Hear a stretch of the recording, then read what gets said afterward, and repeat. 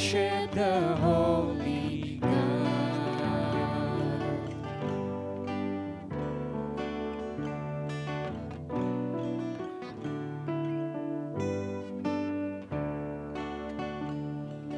What other glory consumes like fire? What other power can raise the dead? What other name remains undefeated? Only a holy God.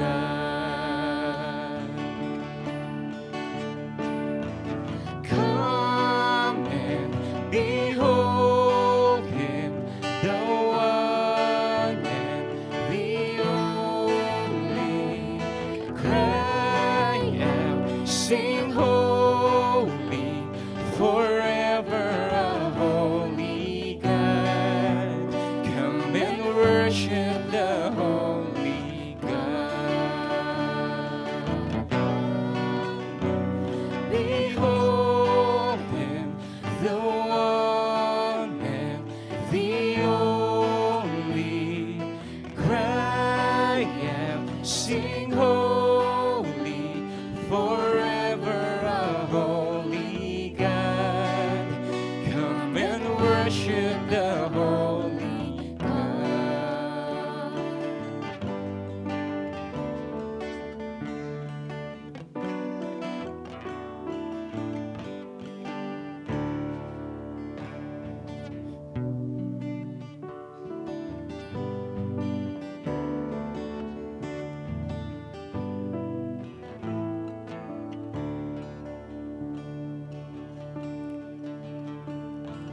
Who else could rescue me from my failure? Who else would offer His only Son? Who else invites me to call Him Father? Only a holy God. Only my holy God. Come and behold Him, the one and the only. Cry out, sing holy, forever a holy God. Come and worship the holy God. Come and behold Him, the one and the only. Cry out, sing holy, forever a holy God. Come and worship the holy God. Come and worship the holy God. Oh Lord, we come before you this morning. We are here to worship you in spirit and in truth. With our whole lives, oh Lord, with our hearts surrendered, we come before you this morning to worship and exalt you, for you deserve all the glory and praise to your name. Amen. Good morning, GCF Northwest. Let me read Psalm chapter 99, verses 7 to 9. In the pillar of the cloud he spoke to them. They kept his testimonies and the statute that he gave them. O Lord our God, you answer them. You are forgiving God to them, but an avenger of their wrongdoings. Exalt the Lord our God and worship at his holy mountain, for the Lord our God is holy. Good morning, GCF. May I ask everyone to stand as we sing songs of praise? And let us worship our holy God and King, the Prince of Peace, everlasting Father, who deserves all our praises. Let us clap our hands together. You are holy. You are holy. You are mighty. You are mighty. You are worthy. You are worthy. Worthy of praise. Worthy of I will praise. follow. I will follow. I will follow. I will listen. I will listen. I will love you. I will love you All of my days. all of my days. You I will are Lord of lords. You are King of kings. You are mighty God, Lord of everything. You're Emmanuel. You're the great I am. You're my Prince of Peace. Who is the Lamb? You're my living God. You're my saving grace. You will reign forever. You are ancient of days. You are Alpha, Omega, beginning and end. You're my Savior, Messiah, Redeemer and friend. You're my Prince of Peace, and I will live my life for you.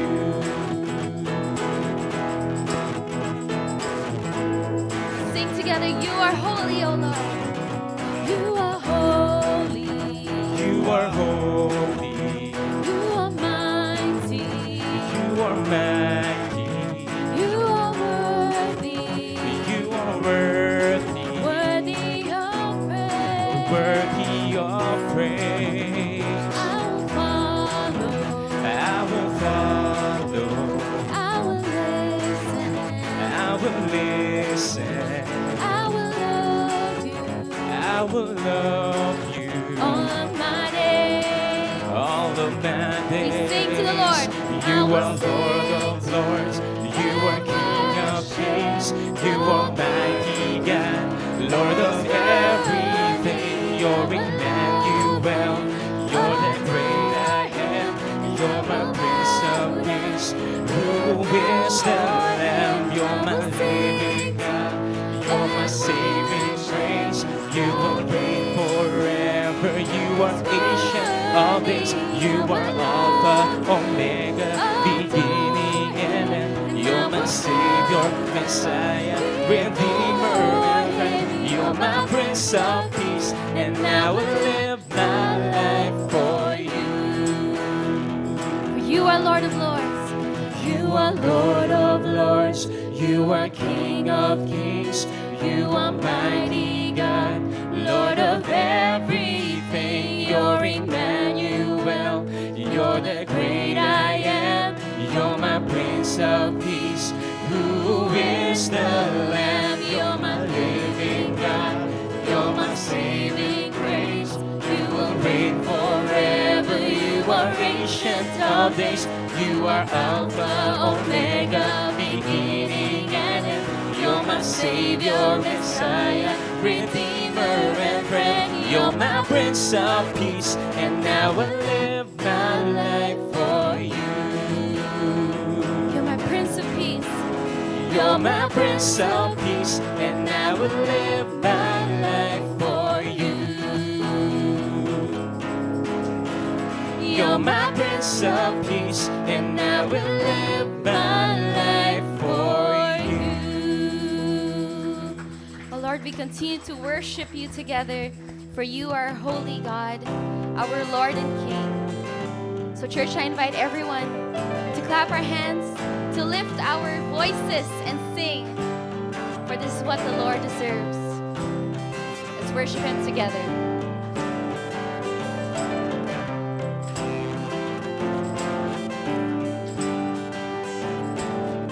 We stand and lift up our hands, for the joy of the Lord is our strength.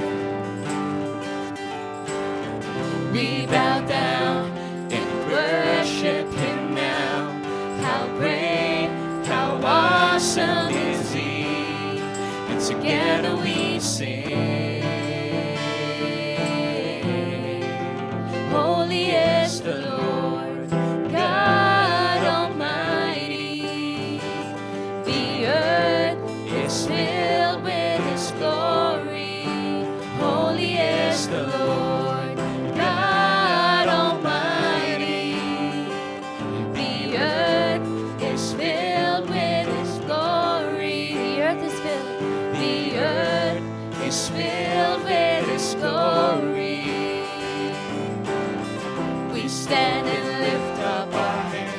joy of the Lord. For the joy of the Lord is our strength. We bow down and worship Him now. How great, how awesome is He. And together we sing. Everyone sing. Everyone sing. Holy is the Lord, God Almighty. The earth is filled with His glory. Holy is the Lord, God Almighty. The earth is filled with His glory.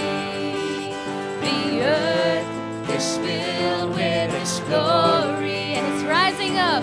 It's rising up all around. It's the anthem of the Lord's renown.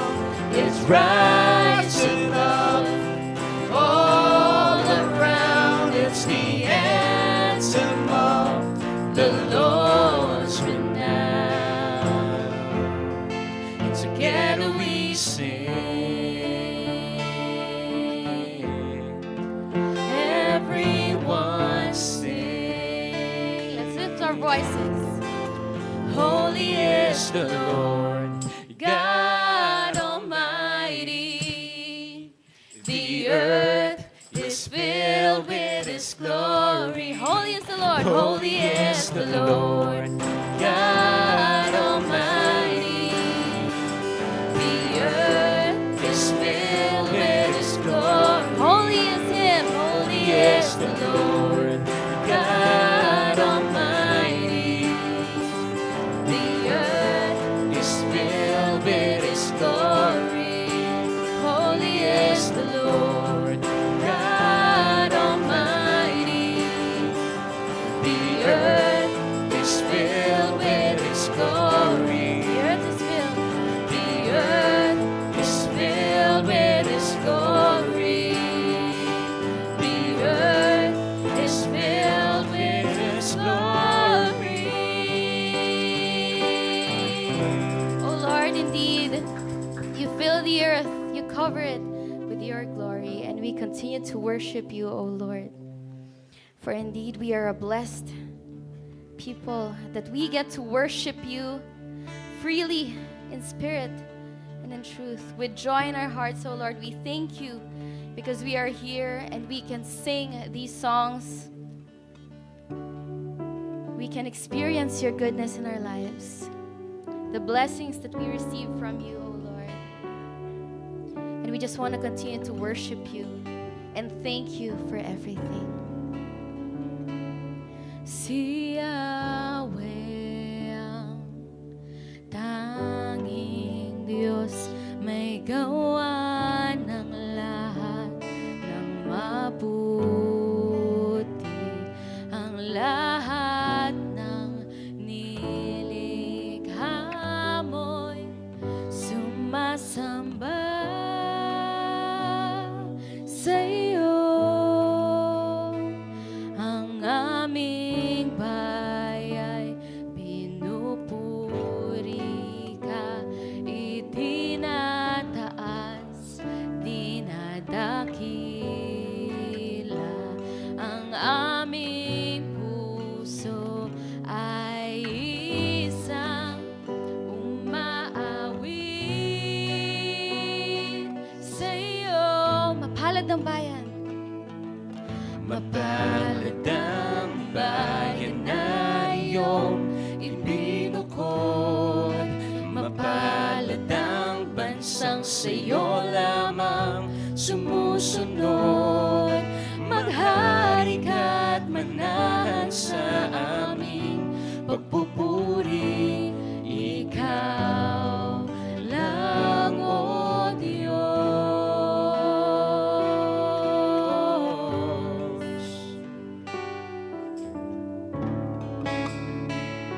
Ikaw ang aming natatanging Diyos at Panginoon, Yahweh. Si Yahweh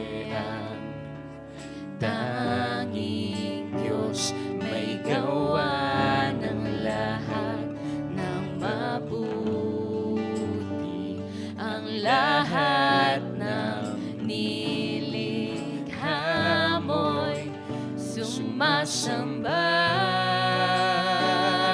sa'yo.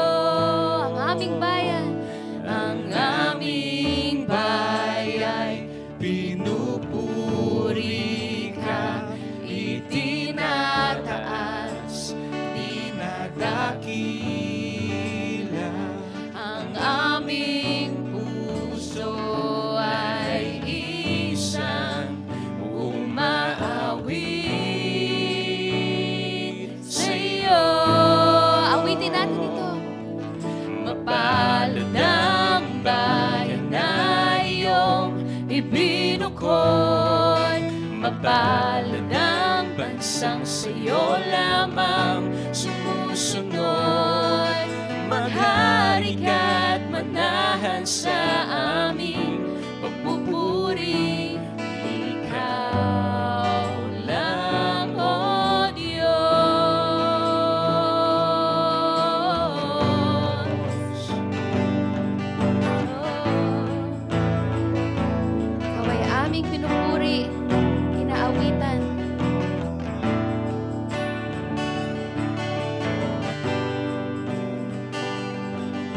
Panginoon, hallelujah, hallelujah.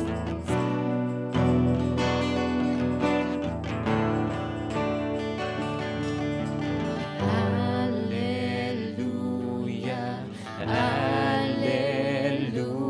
Hallelujah.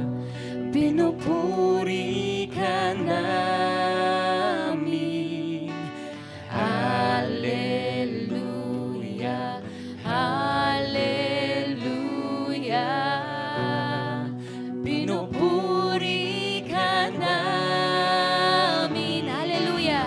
Hallelujah, Hallelujah. Pinupuri ka namin. Hallelujah, Hallelujah. Pinupuri ka namin. Mapalad ang bayan na iyong ibinukod. Mapalad ang bansang sa'yo lamang sumusunod. Maghari ka't manahan sa aming pagpupuri. Ikaw lang, O Diyos. Mapalad ang bayan. Mapalad ang bayan na iyong ibinukod. Mapalad ang bansang sa'yo lamang sumusunod. Maghari ka't manahan sa aming pagpupuri. Ikaw lang, O Diyos. Panginoon, maraming salamat. Pagkat mapalad ang bayan na pinupuri ka, kinikilala kang natatanging Panginoon. Oh God, you are the Lord of Lords, and you are the Lord over our lives. And we just want to thank you and praise you, O Lord, for the salvation that we have received in you. We thank you for this life that you have blessed us with, that we can worship you and praise you in every moment and every day. Help us to live our lives for you. May our lives show that we have a living God we are worshiping. Let's continue to worship Him, church.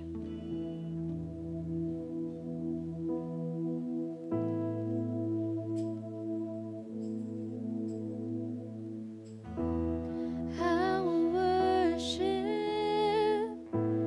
I will praise, I will lift up your holy name.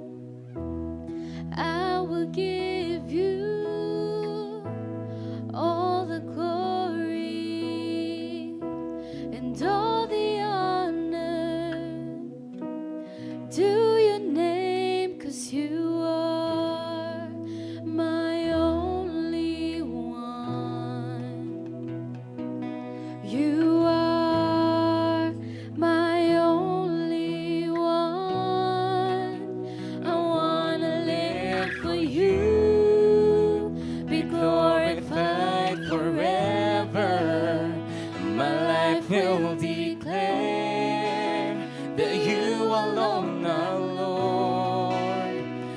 everything of me. Use it for your glory, that everyone will see, will hear, will know that you are Lord of all. Oh, I surrender. I surrender. I will yield. I will bow down. I will live. I will give you. I will seek you all my days. And I will follow you. I will follow all your ways, 'cause you are my only one. You are the only one. You are my only one. I want to live for you, be glorified forever. My life will declare that you alone are Lord, and everything of me. Use it for your glory, that everyone will see, will hear, will know that you are Lord of all.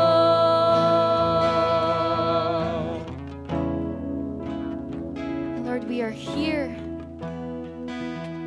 ready to be used by you. Help us, mold us, shape us, O Lord, to be more like Christ, so we can serve you and please you and do your will as you have designed us. Here I am, Lord, mold me. Here I am, Lord, use me. Here I am, Lord, send me for your glory. Here I am, Lord, mold me. Here I am, Lord, use me. Here I am, Lord, send me for your glory. Here I am. Here I am, Lord, mold me. Here I am, Lord, use me. Here I am, Lord, send me for your glory. Here I am. Here I am, Lord, mold Mold me and use me. Here I am, Lord, use me. Here I am, Lord, send me for your glory. I want to live for you, be glorified forever. My life will declare that you alone are Lord. And everything of me. Everything of me. Use it for your glory, that everyone will see, will hear, will know. I want to live for you, be glorified forever. My life will declare that you alone are Lord, and everything of me. Use it for your glory, that everyone will see, will hear, will know that you are Lord of all. That you are Lord of all. You are Lord. You are Lord of all. The Lord of all, Lord of hosts, the mighty one.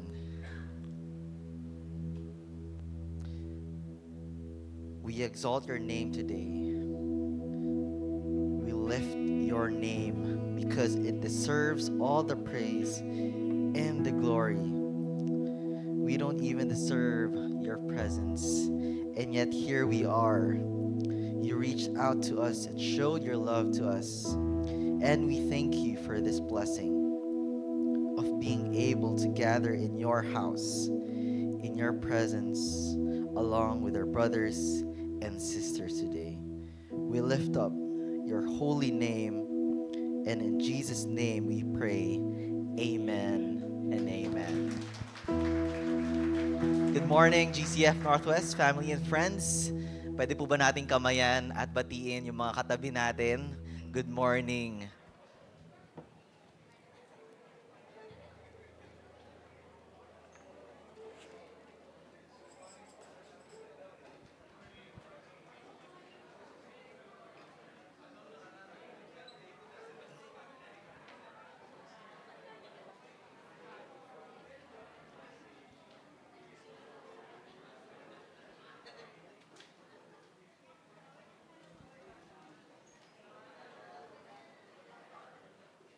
Praise God. And it is so nice to see each other again this morning.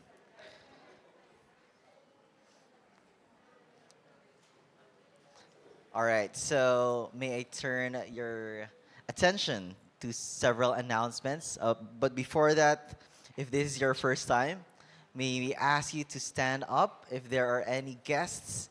And if it's your first time visiting us this morning, please stand up so we can acknowledge your presence. Um, Brothers and sisters, we have a few at the back. Can you please greet them? Thank you for joining us. Wow. Thank you po. Salamat po for joining us in our service this morning. And we hope to see you if you're also visiting for some time here still in Caloocan. Please do visit us and join us. Now may I turn your attention to we have several announcements actually for this morning. So please bear with us. So we'll be having our monthly YA table talk on July 11. And we are inviting all YA to join as we will be talking about education and lifelong learning. So again, this is our monthly YA table talk. And I hope you will be able to visit and join us for this monthly event. It's on July 11. Next up, for those parents who haven't signed up for their kids or registered for the Kids Connect ministry, please do so.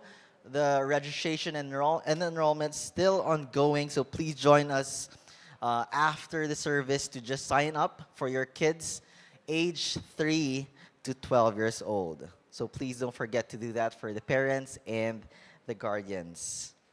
Next up, we will be having our church monthly stewardship report next week on July 12, right after the service. So we kindly ask you to stay just for 10 minutes so that you can be updated with our church financial and stewardship status. And also, as we prepare for unforeseen circumstances and disasters, we also like you to join us as we will be having our earthquake drill on July 19, right after our worship service. So this is the third Sunday, the 2 weeks from now. So please, again, do join us as we prepare. And I know we don't want to have this event to happen, but we would like to still prepare if ever that comes. And we praise God for the IDMC, which recently just concluded, IDMC Davao, the Leadership Summit for Pastors and Church Leaders, and also the IDMC Next Gen, and the IDMC Manila at GCF South Metro. So we also praise God for the Makaspak family, who is part of the organizing team in these events. So we praise God for that, and also some of our church members, members who attended, and even other delegates in these events. So we praise God for these opportunities.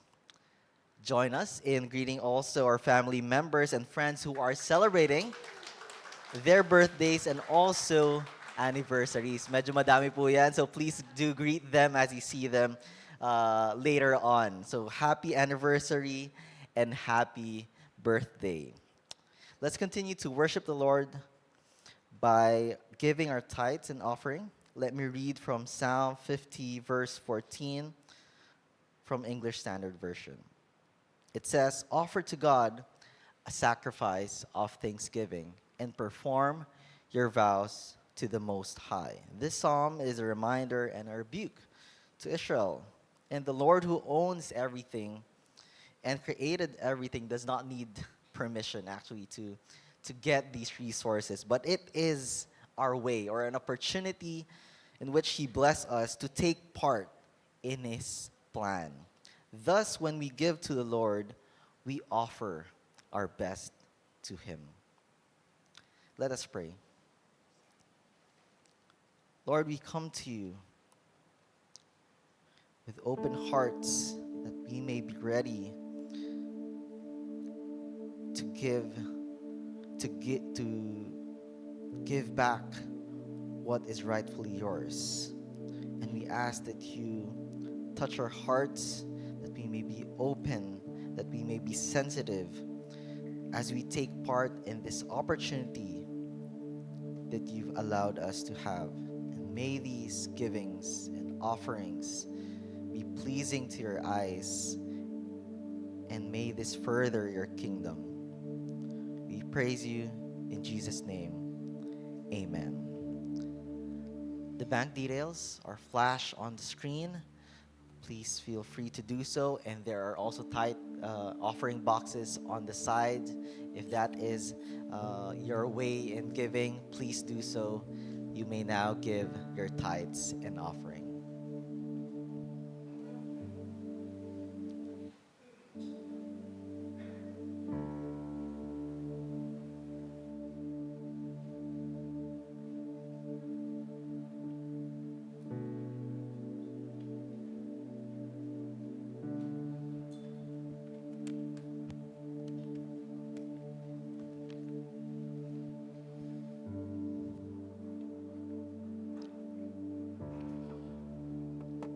Let us continue in the atmosphere of worship. And we will all come to the Lord in prayer as one family here in GCF Northwest. Ang panalangin po ay isang pribilehiyo po na binigay po ng Diyos sa Kanya pong mga anak. So if you have a specific personal prayer request, I encourage you that you just stand up and go to the nearest aisle, and one of our leaders will go with you and pray with you.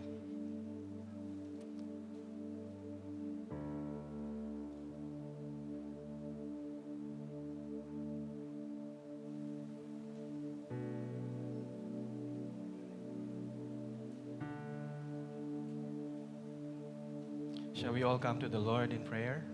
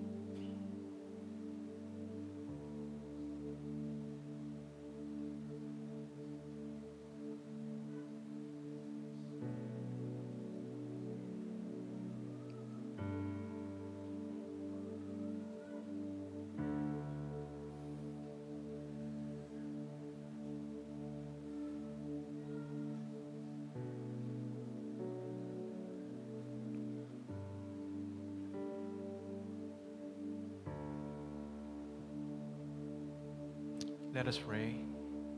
Lord, our prayer today is with Colossians chapter 3, verses 15 to 17. Let the peace of Christ rule in your hearts. Since as members of one body you were called to peace, and be thankful. Let the message of Christ dwell among you richly as you teach and admonish one another with all wisdom through psalms, hymns, and songs from the Spirit. Sing to God with gratitude in your hearts. And whatever you do, whether in word or deed, do it all in the name of the Lord Jesus, giving thanks to God the Father through Him. Lord, sustainer of everything, King of kings, you are righteous in glory. Lord, this is the posture of our hearts today. In Jesus' most precious and powerful name we pray. Amen and amen.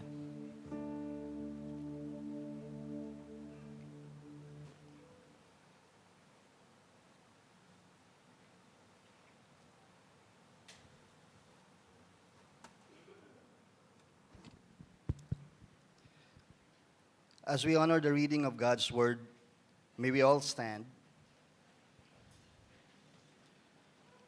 Today's scripture is taken from Exodus 20:1 to 8, 12 to 21 from the English Standard Version. Let us read it together. And God spoke all these words, saying, I am the Lord your God, who brought you out of the land of Egypt, out of the house of slavery. You shall have no other gods before me. You shall not make for yourself a carved image, or any likeness of anything that is in heaven above, or that is in the earth beneath, or that is in the water under the earth. You shall not bow down to them or serve them, for I, the Lord your God, am a jealous God, visiting the iniquity of the fathers on the children to the third and fourth generation of those who hate me, but showing steadfast love to thousands of those who love me and keep my commandments. You shall not take the name of the Lord your God in vain, for the Lord will not hold him guiltless who takes his name in vain. Remember the Sabbath day to keep it holy. Honor your father and your mother, that your days may be long in the land the Lord your God is giving you. You shall not murder. You shall not commit adultery. You shall not steal. You shall not bear false witness against your neighbor. You shall not covet your neighbor's house. You shall not covet your neighbor's wife, or his male servant, or his female servant, or his ox, or his donkey, or anything that is in your neighbor's. Now when all the people saw the thunder and the flashes of lightning, and the sound of the trumpet and the mountain smoking, the people were afraid and trembled, and they stood far off, and said to Moses, You speak to us, and we will listen, but do not let God speak to us, lest we die. Moses said to the people, Do not fear, for God has come to test you, that the fear of him may be before you, that you may not sin. The people stood far off, while Moses drew near to the thick darkness where God was. May the Lord add his blessing to the reading of his word. You may take your seats. As we come to the preaching of God's word, let us ready our hearts and minds as Pastor Jeremiah Yangat brings the message this morning. Thank you, Brother Edwin. I'm happy to see you serving the Lord here in GCF Northwest. Ang galing po, no? Parang no? Parang may deep tongues yung slang. Nakakita rin po ako ng mga familiar faces. Let's welcome back po Sister Jensen and Elder Arvin after wandering around in the work of the Lord. Okay, so salamat po. Again, kamusta po kayong lahat? How are you? I hope and pray that you are all good by the grace of God. Our message for today ay entitled Grace Before the Law. Napakahirap po pala nitong message na ito. Hindi ko alam kung ano pong unahin ko, kung isa-isahin ko ba. Napakahaba po nito. But bear with me.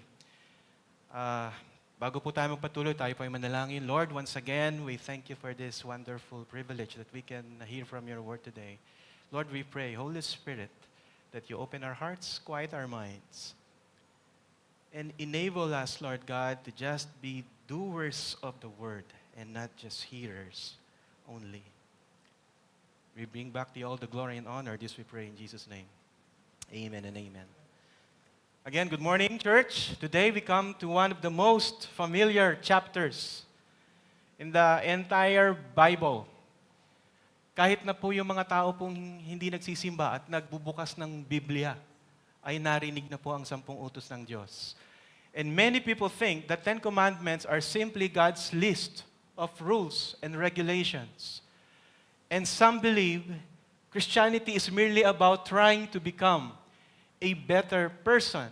And others think that if they obey enough commandments, God will eventually accept them. But when we carefully study Exodus chapter 20, we discover something surprising but amazing. The 10 Commandments were not given to save people. They were given to people who had already been saved. Kaya nga po, ang title po ng message po natin, Grace Before the Law. At yun po yung magpapabago po ng lahat ng bagay. Because many people read the Bible backwards. They think, if I obey God, then God will love me. But the Bible says, exactly the opposite. Ang sabi po ng Bible, una tayong minahal ng Diyos. Ang sabi po ng Bible, siya po yung unang nagligtas po sa atin. He first redeems us. And after the redemption, dun po baba ng 10 utos ang ating Panginoon. And that is the message of the entire Bible today. The Bible is not primarily about what we do for God. It is about what God has done for us. Kaya nga po, ang tawag po sa Bible ay good news. Hindi po good advice. Advice tells you what to do. Pero ang good news, sinasabi po niyan kung ano po yung mga nagawa na. That is why Exodus chapter 20 begins where it does. Ang sabi po dito, hindi po siya nag-start sa usual, but with I am the Lord your God who brought you out. So before He gives the 10 Commandments, He reminds them of grace. Church, this is the heartbeat of Scripture from Genesis to Revelation. God always saves before He sanctifies. Intindihin po natin kung ano po yung nangyayari po sa chapter 20.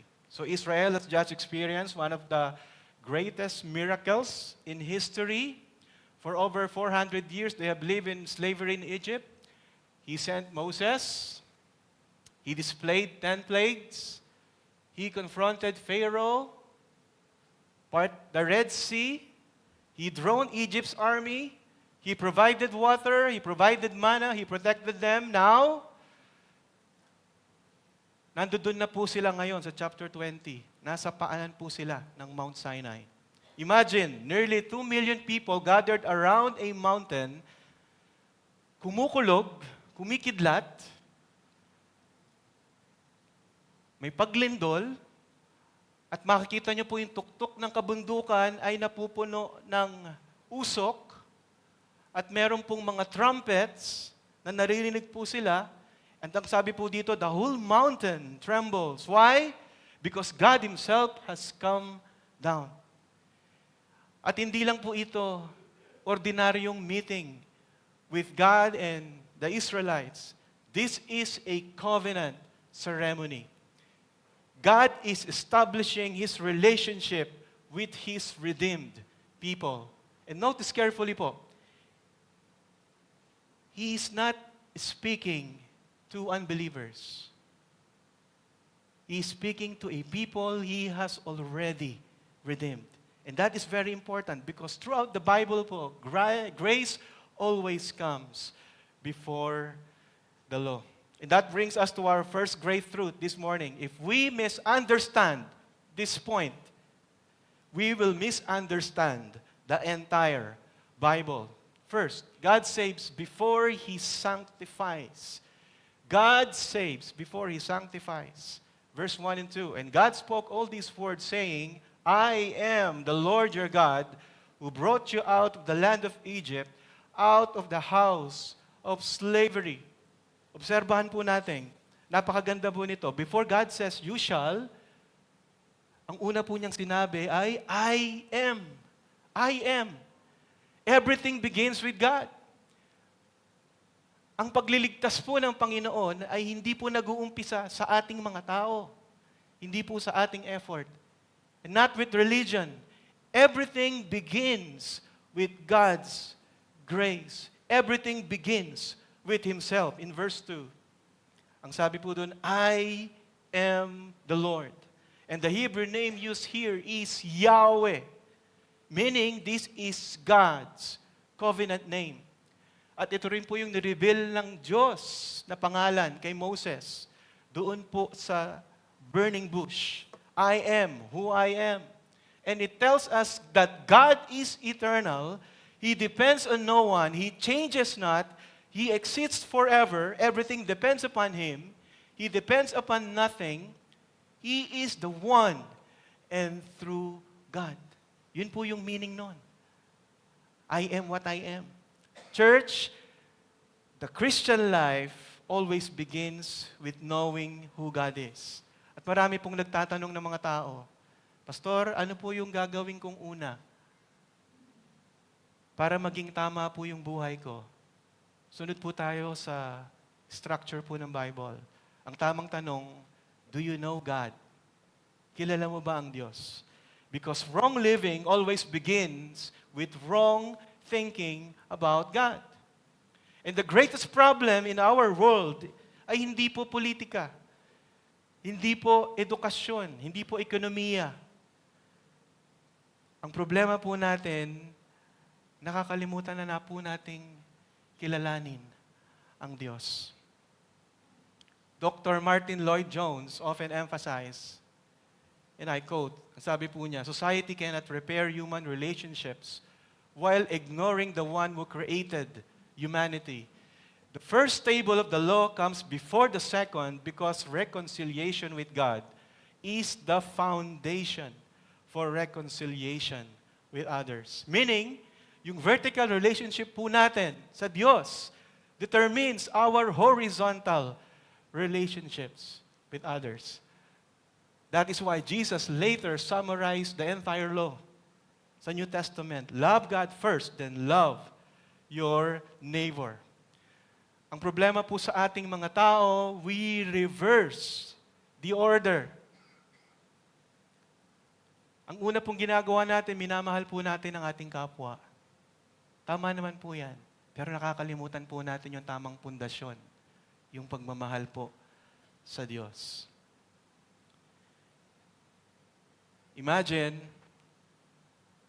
pag nagpapagawa po kayo ng bahay, you spend a lot of money decorating the living room, yung mga furniture. Ganyan po kami noon. Last 10 years ago, nagpagawa po kami ng house by God's grace.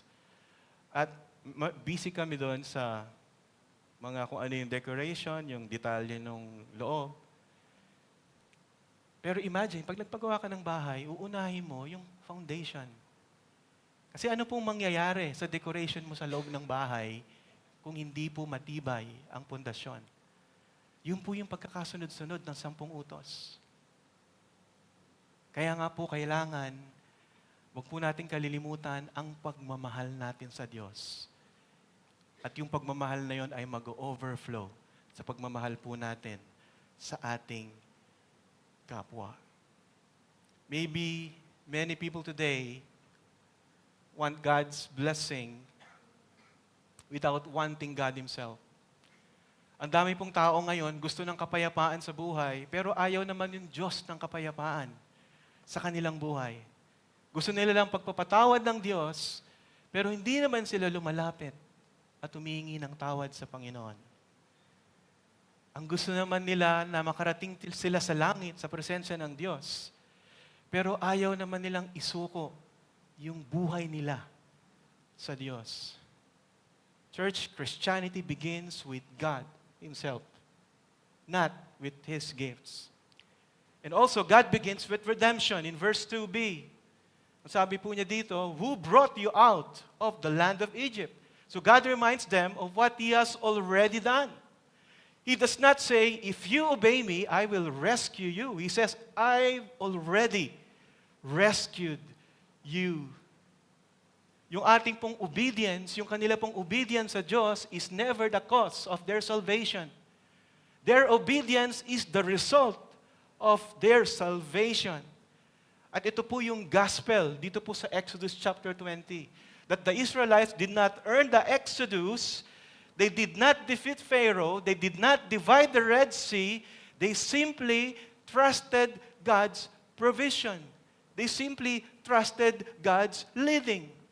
Everything was God's work.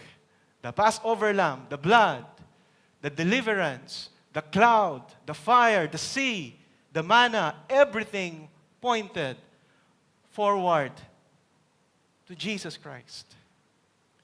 And just as Israel was saved through the blood of the Passover lamb, tayo pong mga anak ng Diyos, we are saved through the blood of Christ. Yan po yung sinabi ni Apostle Paul, Romans 5:8. But God shows His love for us in that while we were still sinners, Christ died for us. Ulitin ko po yun. Nung tayo pa ay makasalanan, namatay na po ang Diyos para po sa atin. Hindi po niya po tayo hinintay na maging religious. Grace always comes first. I'll give you an illustration. Meron pong, imagine ang isa pong tatay na gusto pong, napumunta po doon sa orphanage to adopt a child. Ano po ang unang sasabihin? Kung ako po yon, sasabihin ko, simula ngayon, anak na kita. Tama? Kasi inadopt mo nga eh. You belong to this family. And after that, ano po? I will teach that child kung ano yung family values sa loob. Hindi mo sasabihin sa kanya, you behave first bago kita ampunin. Hindi po ganon. Adoption comes first. And training comes afterward. And that is exactly what God is doing in Exodus chapter 20. Some people still think, if I became good enough, God will finally accept me. But the gospel says, God accepts those who come to Christ by faith. At doon po mag-uumpisa yung pagbabago. Hindi po tayo sumusunod to become children of God. We obey because we already are His children. And also, God begins with relationship. Verse 2a. Ang sabi po doon, I am the Lord your God. In verse 2a. You're not, hindi po sinabi po dito, the Lord God. Ang sinabi po dito, I am the Lord, your personal, your God. It means relationship. It means covenant, belonging, love, grace. Because the Bible is not merely about rules and regulations. It is all about relationships. Every commandment that follows flows out of that covenant love of God. Kagaya po ng marriage. Sino po ang mga may asawa na po dito? Ako lang? Ayan, sige, ang dami pala. Okay. Hindi po ba? Tayo pong mga asawang lalaki, hindi po tayo nagre-remain faithful dahil may rules na bawal. Tama ba? Baka ako lang nakakaintindi nun, ha? We remain faithful because of love. Mahal natin yung ating pong asawa. Mahal natin ang Diyos. Love changes everything. God is saying, you belong to me. Now, live like my people. Lahat po ng bagay na nangyayari po sa Exodus points to Jesus. Israel was delivered from Pharaoh. We are delivered from sin. Israel was rescued through the blood of a lamb. We are rescued through the blood of Jesus Christ. Israel crossed the Red Sea. We passed from death to life through Christ. Israel was brought into covenant. Believers entered the new covenant through Christ's finished work. Yung Exodus po is a shadow. And Jesus is the true substance. The law reveals God's holiness. The gospel reveals God's grace without compromising that holiness. At dun po sa krus ng Kalbaryo, minit po ng Panginoon yung justice and mercy and love. And God's righteousness demands are fully satisfied in Christ, and those who are trust Him are counted righteous before God. That's part 1. Introduction lang po yan. Now that we understand who God is and what God has done, the next question naturally follows, how should redeemed people live? Paano po tayo mamumuhay? If God has rescued us by grace, what kind of life reflects that grace? And that is exactly what we will see as we move into the Ten Commandments themselves, beginning in verse 3. God reveals that holiness is not the way to earn redemption. It is the response of those who have already been saved. Ang sabi po doon sa verse 3 to 17, and that leads us to our second point. God's law reveals our need. How should redeemed people live? Paano po tayo mamumuhay sa Panginoon? And the answer is found in the Ten Commandments. But here is something we often miss. Ang akala po natin na ang 10 utos ay mga list of things na kailangan po natin sundin. Nami-miss out natin na yung 10 utos po is a revelation of the very character of God. At ang bawat command po na binanggit po dito tells us something about who God is. And every command exposes what is wrong with us. And every command ultimately points us to Jesus Christ. Kagaya po ng isang salamin. Pag nananalamin po tayo, pag may nakita po tayong dumi sa mukha po natin, hindi naman po kayang tanggalin ng salamin yung dumi. Kailangan po natin hugasan yan. Ang purpose po ng salamin is for us to see yung dumi sa mukha po natin. At yun din po yung purpose ng Ten Commandments. Hindi po yan makakapaglinis po sa atin.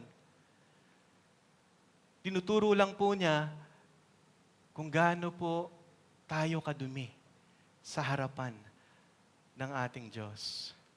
Because God's law cannot save you. So today, instead of asking only, Lord, what should I do? Let us ask, what is God revealing about Himself and what is He revealing about my heart?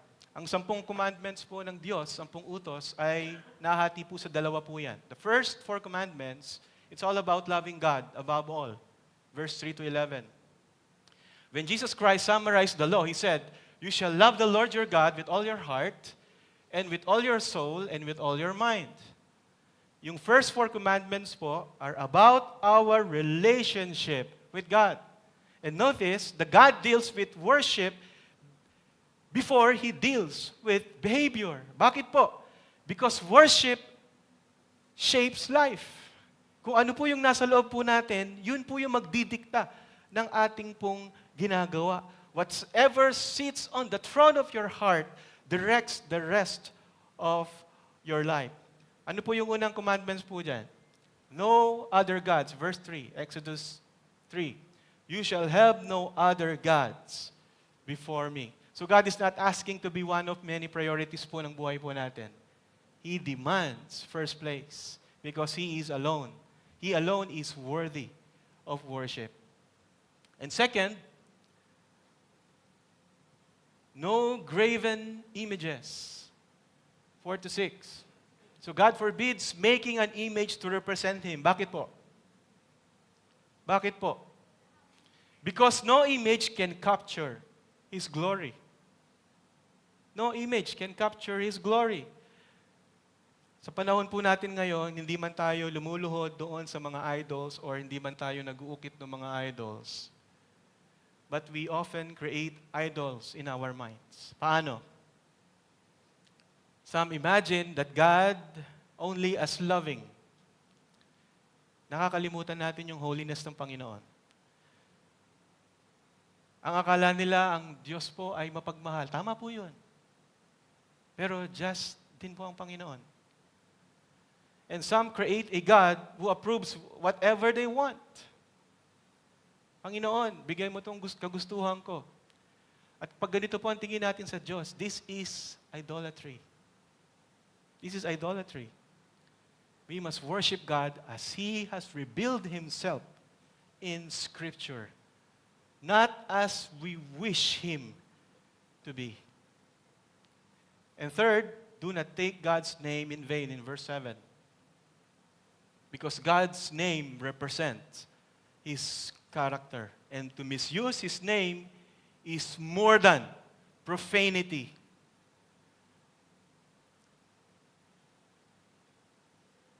Paano po natin nagagawa ito? Itong third commandment na to. Kapag tayo po ay nag-worship sa Panginoon na wala po dun yung puso po natin. Kapag sinasabi po natin sa Panginoon that I honor you with all my heart, with all my life, pero at the end of the day, hindi naman po natin siya ginagawang priority. Yun po yung sinasabi po dito.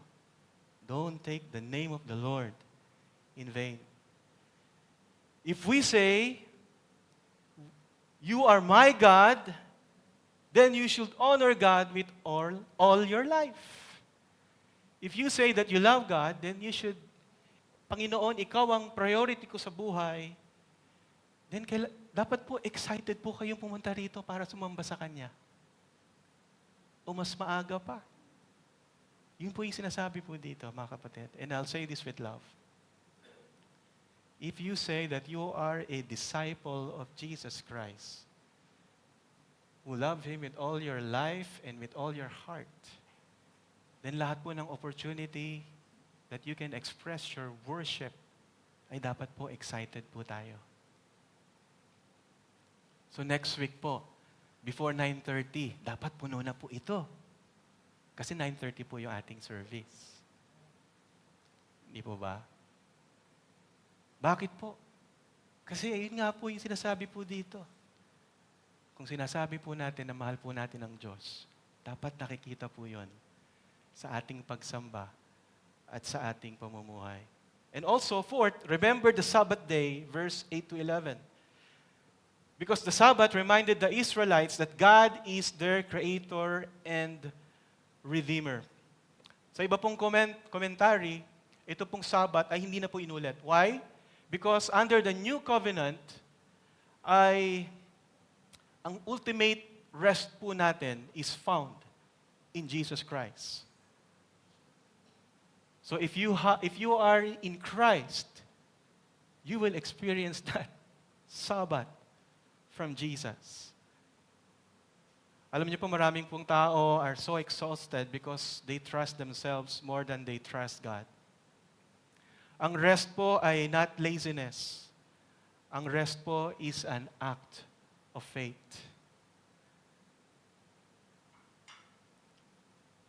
Ang rest, kaya nga po, may rest po tayo magtatrabaho po tayo ng Monday to Friday, may rest po tayo, and then bibigay po natin isang araw sa Panginoon. Why?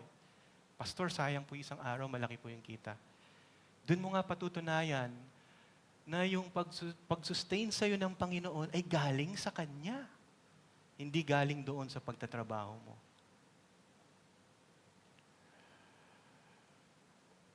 Now that God has addressed our relationship with Him, He turns to our relationship with others. Ang sabi po ng isang preacher, si Pastor Jones, when our relationship with God is broken, every other relationship begins to fracture. The second table of the law is simply the overflow of the first.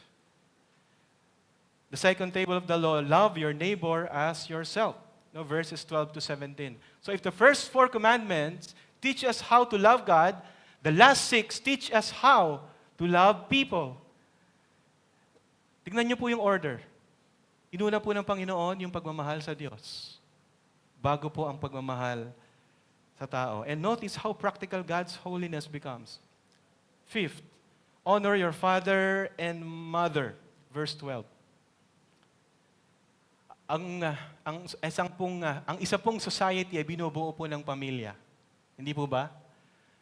Kapag sa isa pong pamilya na wala po yung respeto doon, kung ang society ay binubuo ng pamilya, imagine the effect doon po sa society. Children, listen. Ang mga magulang ninyo ay hindi perpekto. But ang sabi ng Diyos, you honor them. Because if you honor them, it reflects your honor toward the God who established the family. Young people, listen. Do you obey only when your parents are watching? Do you still show respect and gratitude to your parents? Pag ginawa niyo po yan, may blessing sa Panginoon. You will live long life. Sabi ng Bible. And also, in 6, yung pang-anim po, you shall not murder, verse 13, Exodus 20:13. Dito po makikita natin that God values every human life because every person bears His image. Tignan nyo nga po yung katabi ninyo. Sa maniwala po kahit sa hindi, ay dinadala po niyan yung wangis ng Panginoon. Yan. Kasi yun po isabi po dito. Every person bears his image. And Jesus later explained that murder begins in the heart. Hindi lang po yung pagpatay physically. Uncontrolled anger, hatred, bitterness, contempt. These are the seeds that grow into violence. Mga kapatid, maybe some people have never killed anyone physically, but if you assassinate people with words, gossip, slander, cruel criticism, ang sabi po ng Bible, ay parang pumatay ka na rin ng tao. At ang katotohanan po dito, God sees both the hands and the heart. At yung murder po dito ay may context. Mga kapatid, imagine, sinabi po ng Panginoon, bawal pumatay, pero inubos nga nila yung Amalekites. Pinatay nilang lahat yun. So may context po yung murder na sinasabi po dito. When it comes to war, I don't know how the Lord will allow that. Pero yun po yung sabi dito, when it comes to war. When it comes to defending yourself, na dadating po sa punto na ganon, I don't know. Pero yun po yung yun po yung sinasabi dito, may context. No, ang murder po dito, pag pinag-aralan po ninyo, yung taong walang kalaban-laban na pinatay. Katulad ng mga terrorist acts. Yun po yung murder na sinasabi po dito and the like. No? And 7, you shall not commit adultery. Verse 14. Because marriage reflects God's covenant, faithfulness. And adultery destroys trust, family, and lives. At pinalalim pa po ng ating Panginoong Jesucristo ito pong command na to. No, ang sabi po niya sa Matthew 5:27-28 sa New Testament, na hindi lang yung paggawa physically ay pangangalun niya. Sabi dito, pag nag-isip ka pa lang ng hindi maganda sa isang babae, nangangalun niya ka na. Yun po yung mabigat. Why? Because God desires purity not only in actions, but also in our thoughts. So lahat po na mag-aasawa po, protect your marriage before it needs repairing. Mas mahirap po yung repairing season kaysa sa protecting season. Guard your eyes. Guard your imagination. Guard your heart. And also, you shall not steal. Verse 15. Stealing is more than taking money, mga kapatid. It includes bad character, dishonesty, cheating, false reporting, and even wasting company time and resources. Keeping what belongs to someone else. Yung mga hiniram po natin na isang taon na, hindi nyo pa sinusoli. Soli nyo na. Pero wag po muna ngayon. Tapusin po muna natin yung worship service. So, kasama po yun, mga kapatid. Keeping what belongs to someone else. You should give it to them. Kasi hindi po sa atin yon. Integrity honors God in both public and private life. And ninth, you shall not bear false witness. Verse 16. Because truth reflects God's character. Ang lies po reflects the enemy, the character's enemy. Kaya nga pong sabi ng Bible, si Satan is the father of lies. Ano po ba ang kasinungalingan? Ang kasinungalingan pong sabi ng Bible is ang truth ay 99.9% lang. Lie po yun. Hindi po truth yun. Kasi ang truth po sa Bible is 100%. So you shall not bear false witness. Words can heal, words can destroy. A false statement can ruin a person's reputation in minutes. And more so, a character can ruin a reputation in minutes. So before speaking, pause. You ask the Lord, is it true? Is it necessary? Am I saying it lovingly? So ganun po ang gawin po natin sa mga ganung pagkakataon. And 10th, you shall not covet. Verse 17. And this is the final command. At napakalalim po nito pag pag-aaralan po natin. Because it goes deeper than behavior. It exposes desire. You may obey outwardly while sinning inwardly. Yun po yung coveting. Coveting says, God, what you gave me is not enough.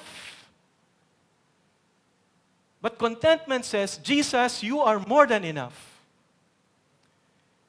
Kaya nga po, ang laki ng tendency nating mga tao na hindi po tayo nakokontento kapag hindi po natin binantayan yung ating pong mga puso.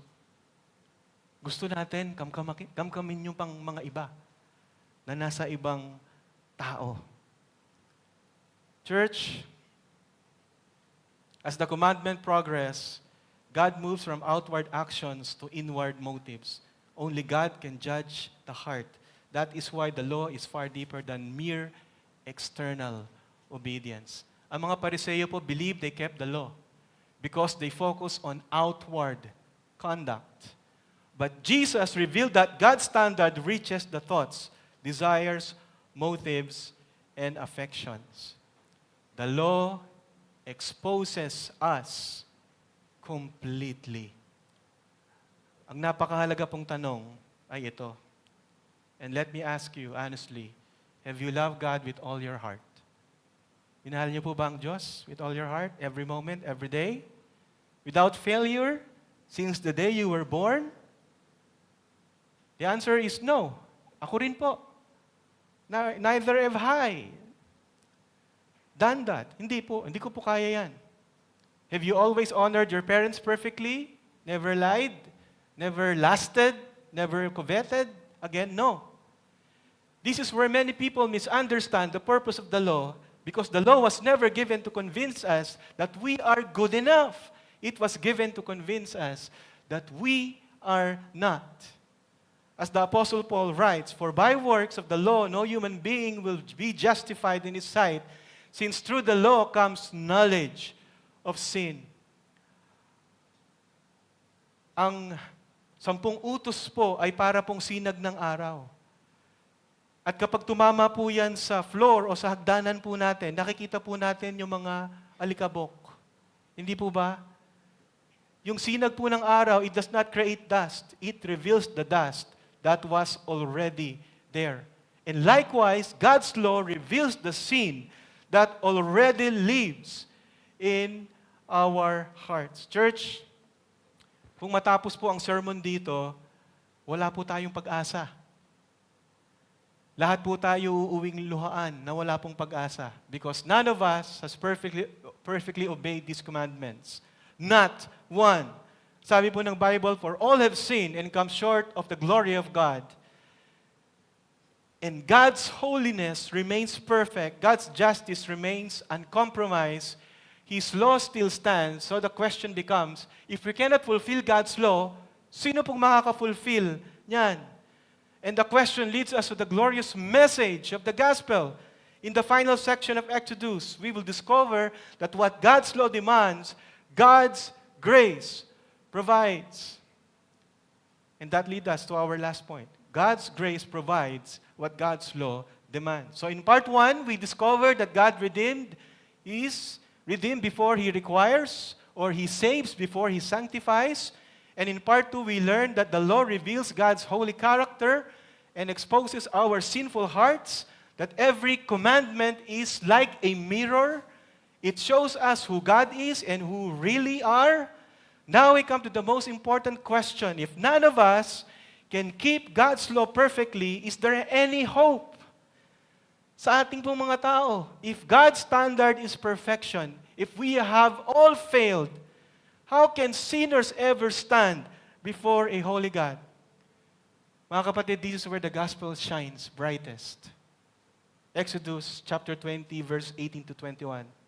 Basahin po natin. Now when all the people saw the thunder and the flashes of lightning and the sound of the trumpet and the mountain smoking, the people were afraid and trembled. They said to Moses, "You speak to us and we will listen, but do not let God speak to us, lest we die." Ito po yung climax ng story pong ito. The people finally understand something. Ano po yun? That God is not like them. Naiintindihan na nila na ang Diyos ay napakabanal pala. He is majestic. He is perfectly pure. And for the first time, they realized the seriousness of sin. And notice here, wala pong nagsabi sa kanila, I think I'm okay, Moses. And nobody says, Moses, sumunod naman ako sa sinasabi mo. I deserve heaven. Wala po. Instead, ano pong sinabi doon? They trembled in fear. Why?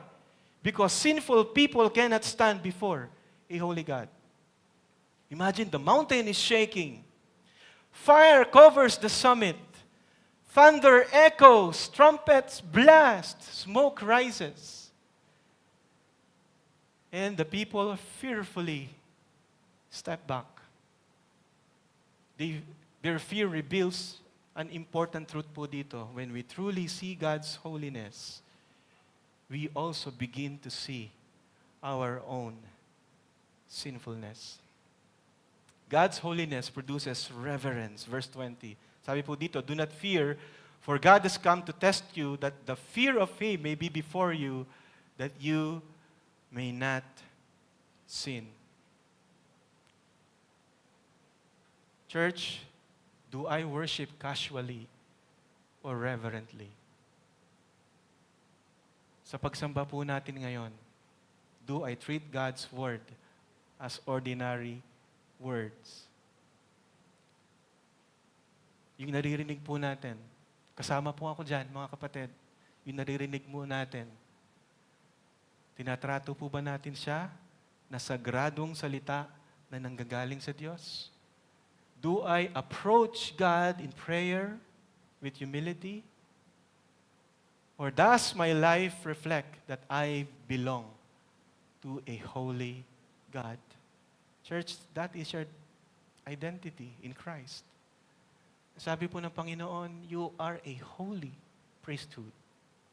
Ibig sabihin po nun, kayo po ay kinonsecrate ng Diyos, whether you like it or not. If you are in Christ, you are being consecrated for one purpose, and that is for worship. And second, God's holiness requires a mediator. Verse 19, you speak to us. Sabi po dito ng mga Israelites, but do not let God speak to us, lest we die. Naintindihan niyo po ba yung sinasabi po ng Israelites kay Moses? Sabi nila kay Moses, ikaw na lang magsalita sa amin. Hindi na si God. Kasi pag nagsalita si God sa amin, mamamatay kaming lahat. They realize they cannot go directly to God. They recognize they need someone to stand between them and God. For there is one God and there is one mediator between God and men, the man Christ, Jesus. In Romans 8:3-4, for God has done what the law, weakened by the flesh, could not do, by sending His own Son in the likeness of sinful flesh. And for sin, He condemned sin in the flesh, so that the righteous requirement of the law might be fulfilled in us. The law is perfect. The problem is not the law. The problem is us. The law says, obey. Our sinful nature says, I cannot. Then the gospel says, what you could not do,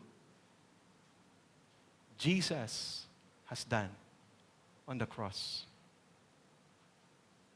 Dahil nung namuhay po ang ating Panginoong Jesucristo, He obeyed perfectly where Adam failed.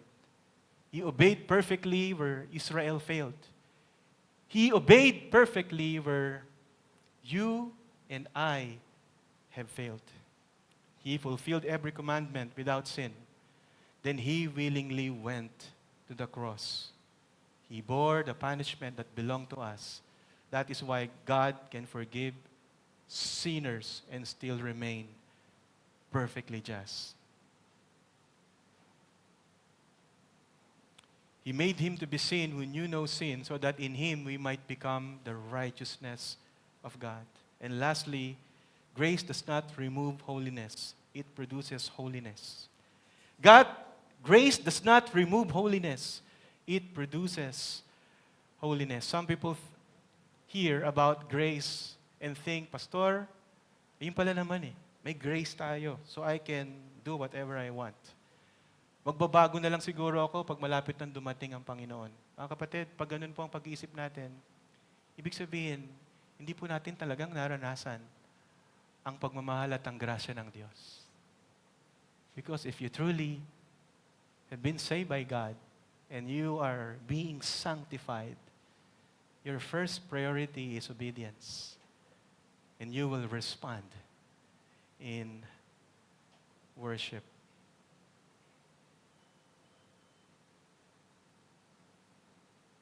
In conclusion, church, the Ten Commandments are not merely rules. They are a mirror. They reveal God's holiness. They expose our sin. They show us that no amount of religion or effort can make us righteous before God. Then they point us to the only one who fulfilled them perfectly, Jesus Christ. Kung sa panahong ito, mga kapatid, kung ang 10 utos ng Diyos makes you feel guilty, it means you have not yet seen its full purpose. Because its purpose is to drive you to the Savior, to Jesus Christ. And this is my final challenge to you.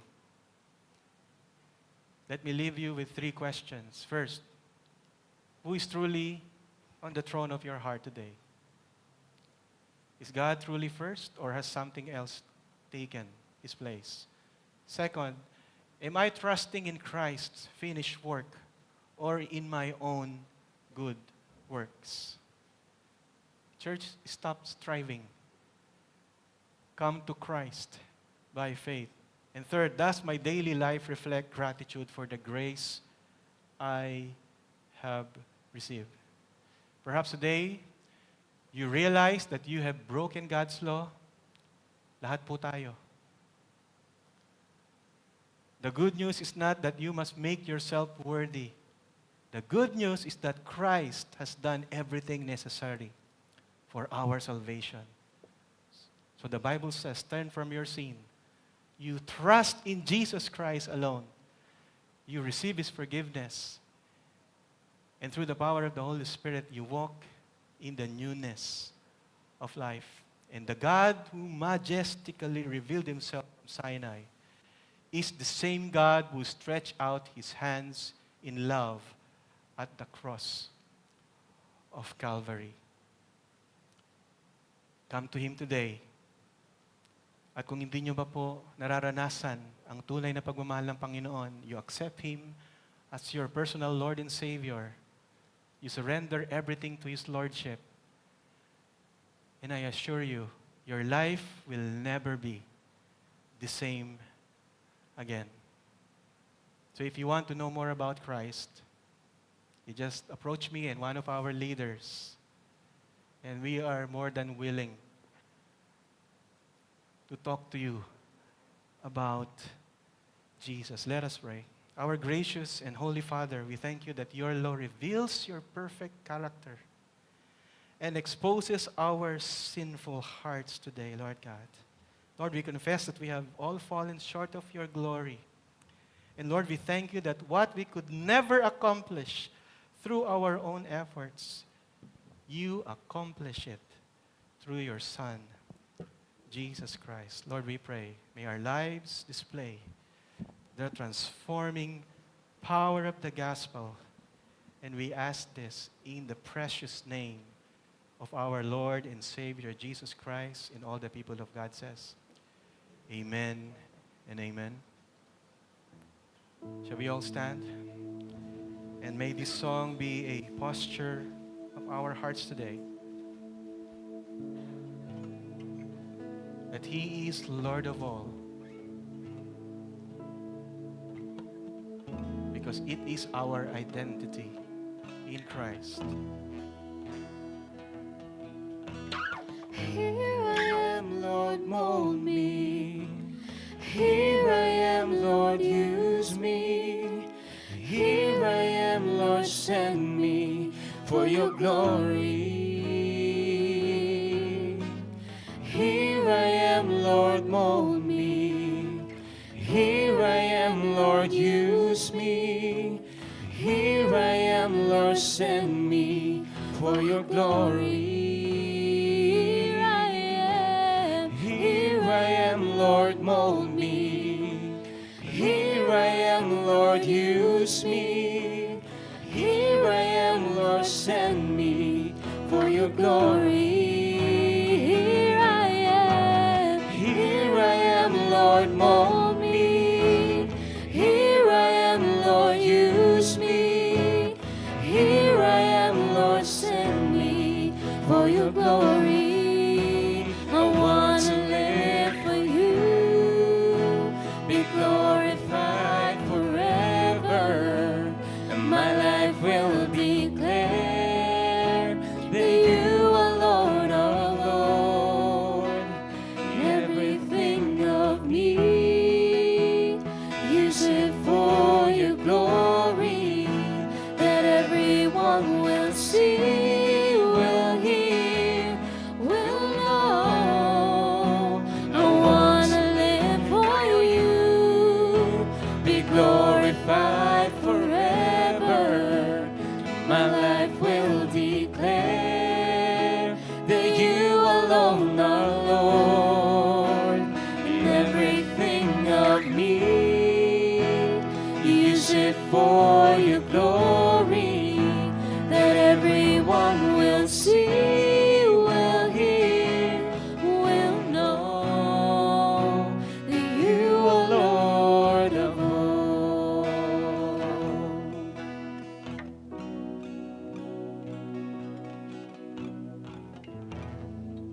Let us pray. Lord, may this be our prayer today, Lord God. That every lives, every members of GCF Northwest family and friends, you will use it only for your glory, Lord God. Panginoon, wag mo pong lagpasan ang bawat buhay na nandito ngayon, Panginoon. Pagkos gamitin mo po ang bawat isa para sa ikalalwalhati ng iyong pangalan, Panginoon. Lord, let our lives display the transforming grace and power of the gospel. Let our lives display the transforming grace and the power of the gospel.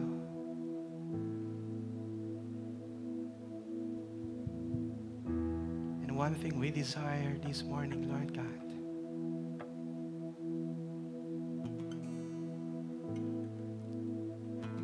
enable us to be doers of your word and not just hearers only, so that your name will be glorified.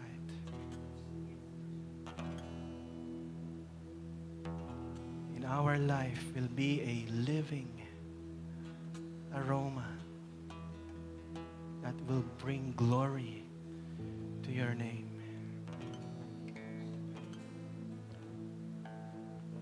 To Him be glory in the church and in Christ Jesus throughout all generations, forever and ever. And all the people of God says, Amen and Amen. Let's pray.